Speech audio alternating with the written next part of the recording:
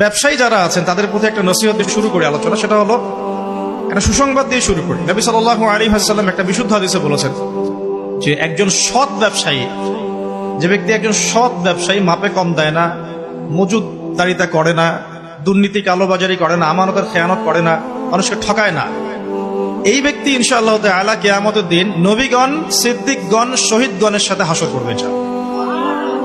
তাহলে ব্যবসা করে জান্নাত পাওয়ার সুযোগ নাই? আছে।